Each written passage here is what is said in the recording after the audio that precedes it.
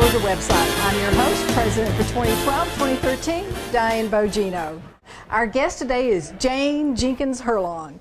Jane blends Southern humor, folksy wisdom, if I could talk. That's right. And award-winning singing. Jane considers herself a low-country South Carolina farm girl who went from bare feet to high heels to compete in the Miss America pageant. Originally from Johns Island, South Carolina, Jane claims she is so Southern that she's even kin to herself. Jane is a certified speaking professional, professional singer, recording artist, and published author. Jane's award-winning singing and humor is featured on Sirius XM Radio.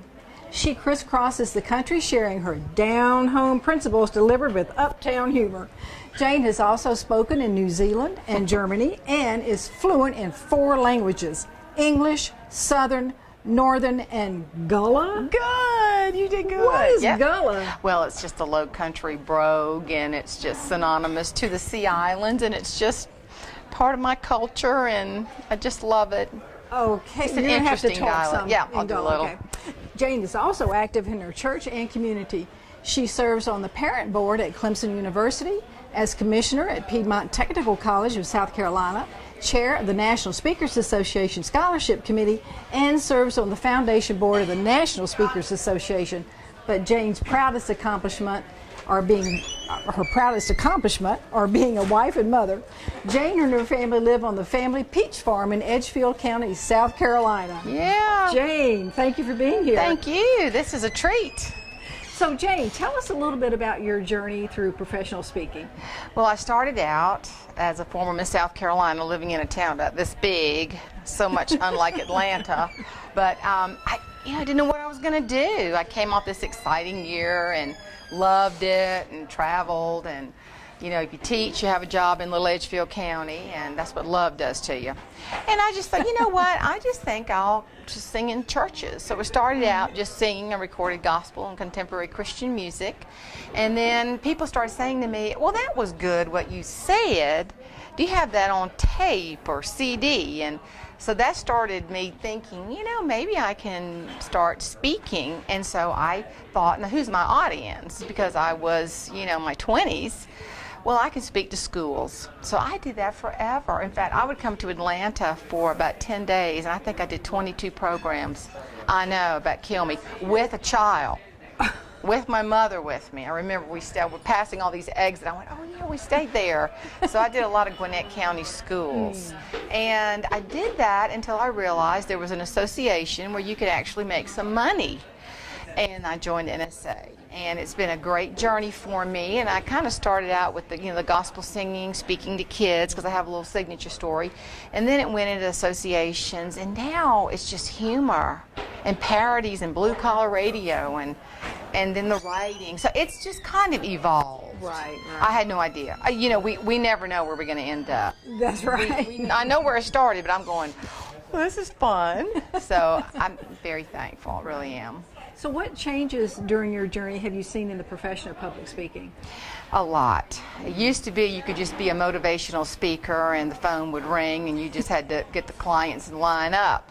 And just had some challenges. And I think people are so focused on what can you teach me because I have a problem I need solving. Mm-hmm. And we have to reposition ourselves, social media. Right. Oh my goodness, so many changes. The way we do videos. I mean, I started out with the great big VHS. And then the CD-ROM, and then the CD, and now forget all that, DVDs. Now it's all YouTube. It's just a lot of changes. You have to keep up with the business. You have to keep, and I tell you, I'm coming in as president of our local chapter, our Carolinas NSA, and my theme is reinventing excellence. Because that's kind of what I've had to strive for, is to reinvent myself and remember, who am I in this business? So I really have evolved as well. Right. And you grow with your demographic. Mm-hmm. You know, you do. And I mean, I didn't feel like at 20-something years old I could speak to grown-up people with children. I mean, somebody told me how to raise my child now. I'm thinking, well, we'll wait till your child turns 40 and see what kind of therapy they have.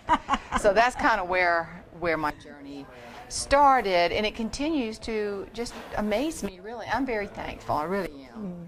And tell me, what advice would you give to somebody who wants to get into public speaking today? Well, don't quit your day job. How many times have we heard that? But you know, when you're outside speaking is more than your job, that you can have a steady income. When that becomes greater, then you consider definitely making that shift.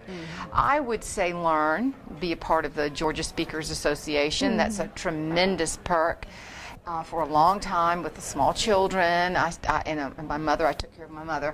I just couldn't be involved, and I feel like I've been playing catch up for about 5 years now.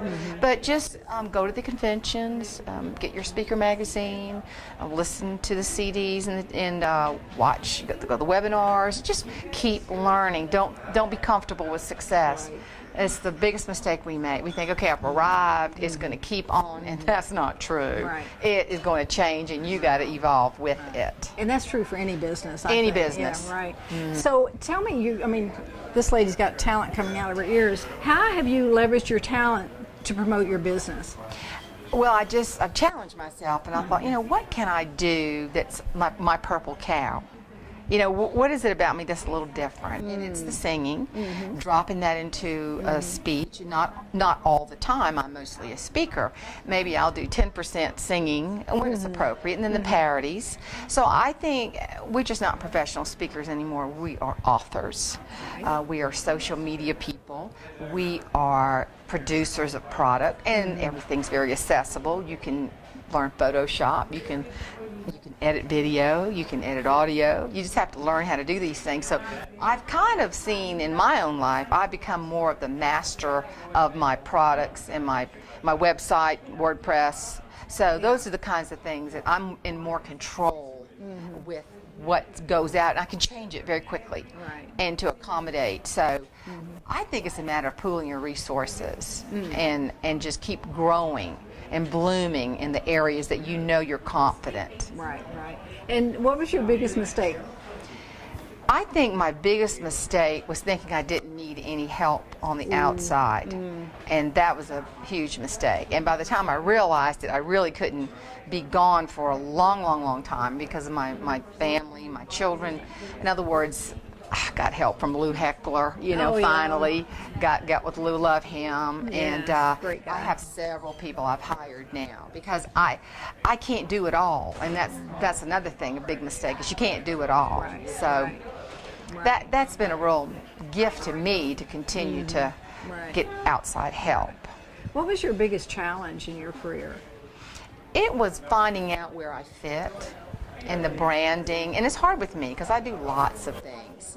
So it's been a real challenge for me to isolate that message and that brand and hammer that brand. So I've changed since even, you read the intro, helping people laugh more and live healthier. My brand is finding the funny in dysfunction. And dysfunction is not fun, but there are lots of dysfunctional things that go on. We think of family, and I'm a product of that, but you think about things that don't function well, and you can't change people and you can't change things, but you can change you and how you process, how you handle it. And I just think that you just kind of have to isolate your talent and just prostitute it almost. Isolate and prostitute. Wow. Does that sound crazy? That works for me. Yeah.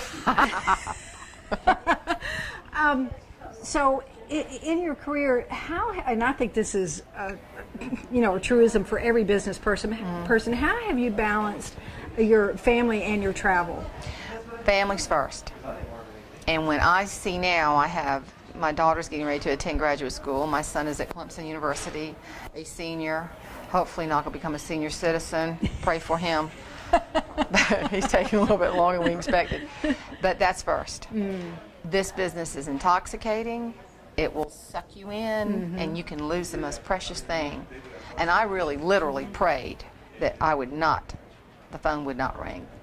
Because I didn't want to be on Oprah or Dr. Phil in a bad way. And I can see how my children have matured and how much they appreciate Thomas and me. I have a wonderful husband.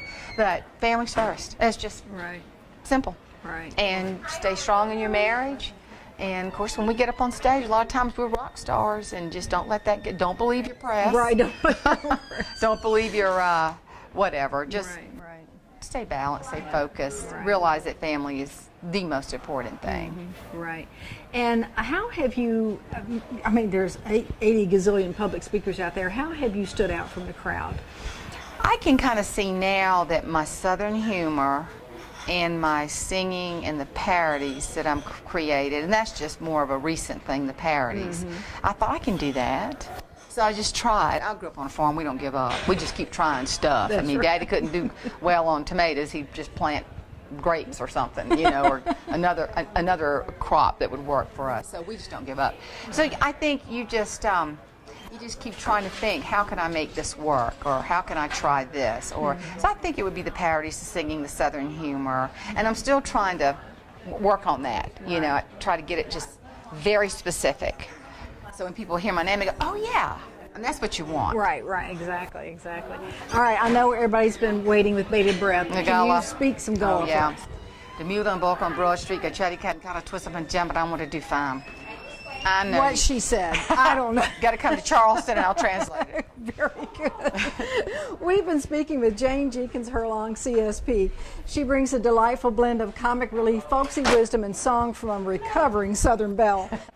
Thank you for visiting the NSA Georgia website. Stay tuned because we'll be bringing you more of our elite speakers from NSA.